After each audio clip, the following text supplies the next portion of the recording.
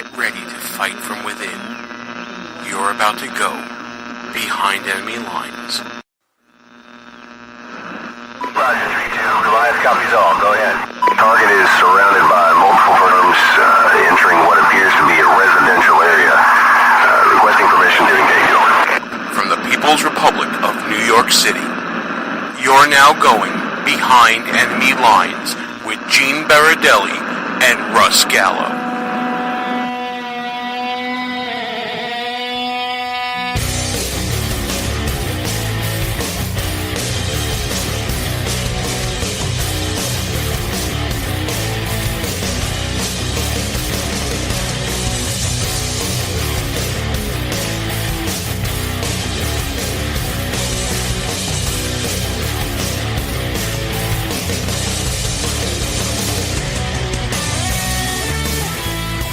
And you are now behind enemy lines.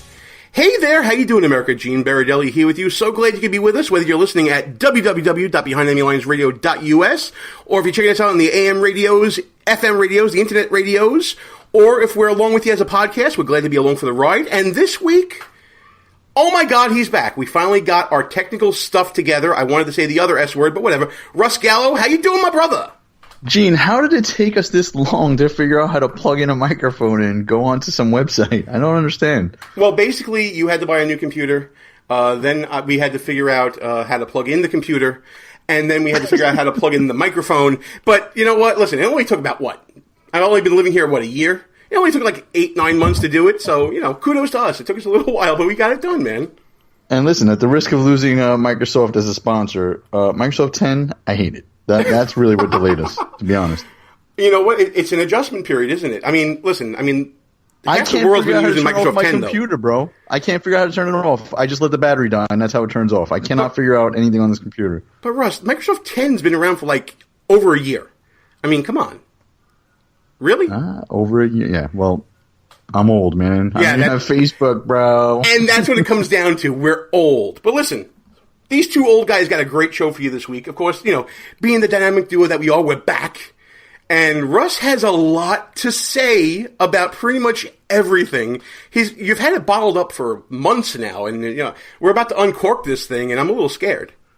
Well, I don't know, where should we go first here? We got so much stuff to talk about, really. Well, I think the first place we should go, Russ, is to the tragic events that happened in Las Vegas. This shooting that occurred at the Mandalay Bay with the Jason Aldean concert, and of course, we did our broadcast last week, or should I say I, because Russ, whatever.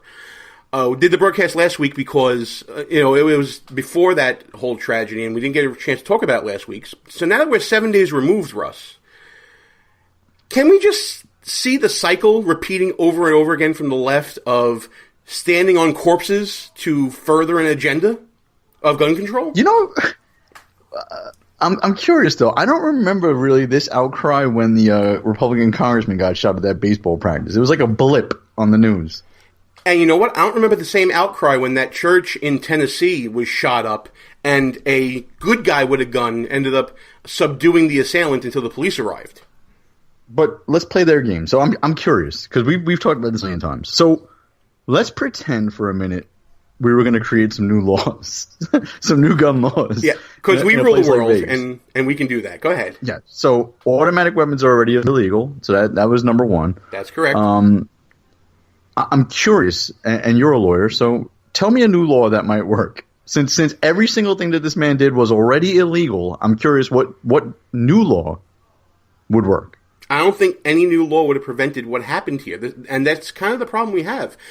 Could ATF had flagged this guy for buying so many guns in a short period of time? Yeah, but he passed background checks. This guy, Stephen Paddock, this freaky Lou Wackadoo. He passed background checks for the weapons. The weapons he bought were, as you said, were not automatic weapons. The only law I can think of that may change things, Russ, is if Congress passed legislation to outlaw these bump stocks that everybody's been talking about, that President Obama and his ATF during his administration in 2011 just decided that shouldn't be regulated without any action from Congress. That's literally the only thing I can think of. Now, listen, you're a guy that is familiar with weapons more so than I am. Can you tell me what a bump stock is? Yeah, and I mean, honestly, Gene, even if they had banned the bump stock, I really don't see how this would have. And here's the dirty secret. If he didn't have a bump stock on those weapons, he probably would have killed more people. And I know that sounds crazy to say. All a bump stock is like an additional piece that's placed over the hand grip and the butt of the weapon that it mimics an automatic weapon. So you squeeze the trigger, and the trigger, the whole rifle is recoiling in your arm, and this bump stock kind of knocks it back and forth quickly so that it mimics pulling the trigger very quick. Now, when you do that, you cannot stay on target, and that's one of the main reasons why the military got away from automatic weapons for soldiers' individual rifles. An American soldier does not have an automatic weapon in his hand. He has a rifle that will either fire semi-automatic, which is every time you pull the trigger, one bullet will fire, or he can switch it to 3-round burst, because the Army figured out a long time ago that anything more than 3 rounds coming out of that weapon once you squeeze the trigger is completely off target, because you cannot keep a rifle aimed at anything after the first or second round comes out of the tube. So bump stocks, I don't really see the point of having them legal, but if they were illegal and this guy didn't have them, I think he would have killed more people, because every single shot would have been an aimed shot as opposed to just spraying into a crowd. Well, and Russ, correct me if I'm wrong. Like I said, you know more about this than I do, being a soldier that specializes with artillery. It really wouldn't have mattered with this crowd whether he was aiming or not. He has such a massive range of target that he would have just been shooting and hitting people regardless of whatever he had there, right? Absolutely. And you and I, Gene, have chronicled this like for years now when we talked about terrorists. So which this guy, you can call him a terrorist. I don't really have anything against that. Actually, I do want to talk about that a little more later on. Absolutely. With some of his Mideast trips and some other suspicious stuff. But, we talked about hardening targets and what the professionals in the game call soft targets. So you have a concert with thousands of people in it. So, conventional law enforcement would say, all right, we're going to, or security would say, all right, we're going to screen everybody going into this concert. We're not going to allow any water bottles or bags or glass bottles. We're going to, pat frisk everybody on the way in. And then a guy rents a 30-second store, a room on the 32nd floor of a hotel nearby and shoots into the crowd. The point I'm making is you cannot harden every target. We talked about this with airports a few months ago. If you have a line for security to get into the airport, and the line has hundreds of people snaked, in those serpentine lines, and a terrorist just detonates a bomb while he's in line, killing hundreds of people, what's the difference whether he made it onto the plane or not? I just don't understand. You can't harden targets. You can't just keep making new laws. That's not the solution. Well, it's not the solution. Something if it's foreign terrorists, you got to kick their butts. And maniacs like this, Gene, I don't know what the answer is for this. We live in a free society. You're always going to have maniacs running around. We have laws that outlaw murder. Is murder gone off the face of the earth, never happening again? Absolutely not. It's illegal. Correct.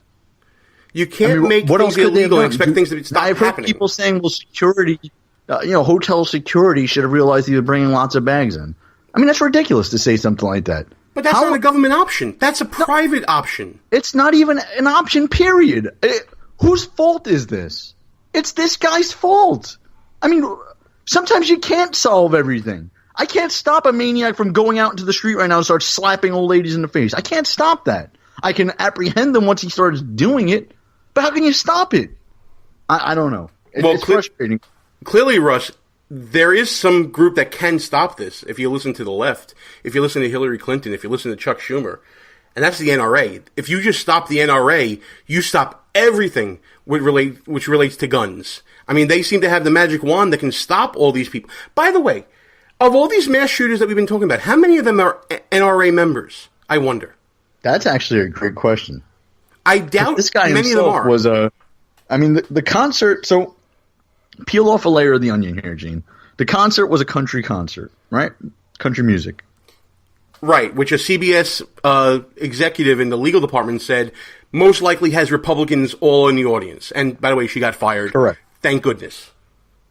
Well, I don't think she should have been fired. I think she stated the truth. It was a Republican crowd. shot up by some maniac who information seems to be coming out real slow about this guy. If it were like a rap concert and the guy was wearing a Make America Great hat again, Make America Great Again hat, he would have, I'm pretty sure would have known a lot more about this guy right off the bat. The guy who shot the Republican congressman and this guy, we barely know anything. It's trickling out little by little. He might have been to the Middle East. There was a note, but they're not telling us what was in the note. I'm curious as to, what party was this man registered in? I understand he didn't have really too much of a social media presence is what they're telling us. But I'm curious of what this guy's background is. The left, Antifa, the left, Black Lives Matter, these are some violent, radical groups, and I'm curious to know what this guy's background is. That's all I'm asking. Well, I think we're all curious about it, but I think that the Las Vegas PD is doing a good job of controlling that information to make sure that nobody jumps to these conclusions. I always say when it comes to these events, we need to judge slowly. We cannot have these knee-jerk reactions like Hillary Clinton had on Twitter saying we all must stand together and put politics aside and blame the NRA, because that's not putting politics aside at all. But whatever. And to the NRA's credit, reactions are ridiculous. Go ahead. Yeah, and to the NRA's credit, they actually came out and said that they would support, making bump stocks illegal. They serve no real purpose. All it does, like I said, is make somebody feel like they have an automatic weapon, but it doesn't lend any more accuracy or lethality to the weapon itself. It actually does the opposite. So, the NRA said they would support banning those things. They're kind of silly. So, yeah, I don't see why not. Get rid of them. But where do we go from here, Russ? This seems to be the cyclical effect. Mass shooting occurs, followed by knee-jerk reaction from the left, followed by reaction from the right, followed by information about the shooter that by that time nobody's going to really care about, followed by no action by Congress, and mainly because I don't believe there's anything that Congress can do to regulate this. What is the answer that people are looking for so badly? I think it doesn't have to do with guns. I think it has to do with mental health checks and better control of crazy. I think that's what it comes down to. And you're 100% right. But I think, Bill O'Reilly got beat up a couple weeks ago for saying, this is and this is going to sound awful, but this is sort of the price you pay for living in a free society. We've seen around the world that terrorists have figured out that you don't necessarily need explosives or guns to wreak havoc. You can drive cars or trucks into crowds of people. You can use knives or bayonets or swords and cut people's heads off. You could splash acid on people in the streets. These are all tactics that they've used. So to follow the left's lead and to just say, we're going to create more laws and we're going to disarm people in the United States, it will only affect good people. This is what I don't understand why people don't get this. If you make a law saying you can't have X, Y, or Z, only the people who follow the laws won't have X, Y, or Z. You're always going to have maniacs like this guy, who I'm sure there was a law saying you can't bring those guns into a hotel. That law probably existed. Still doing these things. I don't know. It just doesn't make sense. And by the way, Russ, you mentioned cars being used as weapons to harm people and bladed weapons being used to harm people, both of which happened internationally this week. There was another van attack in London, and there was a person with a knife in China that killed multiple people and injured many others. So, again, are we banning knives? Are we banning cars? Where do we draw the line and finally say, you know what? Maybe people kill people. And the tool that they use, and be honest, a gun is a tool. Maybe the tool is what shouldn't be blamed. Maybe the person should be blamed. And maybe we need to do a better job of seeing how people are, and instead of making mental illness a stigma and trying to shove it to the side, doing something about it, actually. Regulating people, monitoring them, and making sure that they don't get these weapons in hand. And something that's rarely even mentioned in this debate is, so the first person on the scene on the 32nd floor of that hotel was a security guard who was unarmed and wound up getting shot himself. He survived, thank God. But that guy called in the location of this shooter. I would argue that the exact opposite would be true.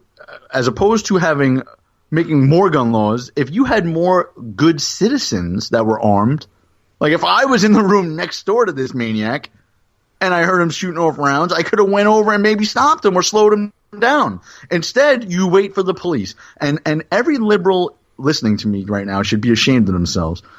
The police